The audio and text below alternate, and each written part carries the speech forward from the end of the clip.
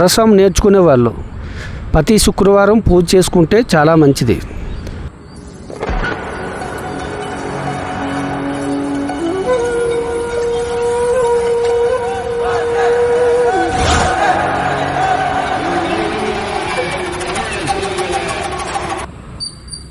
రసం నేర్చుకునే ముందర వామప్ చేయాలి, చేస్తే చాలా మంచిది. రసం నేర్చుకునే వాళ్ళు ఆరోగ్యపరంగా బాగుంటుంది, శరీరం దృఢంగా ఉంటుంది, నరాలు కదలికలు వచ్చి రక్త ప్రసరణ జరిగి శరీరం తేలిగ్గా ఉంటుంది.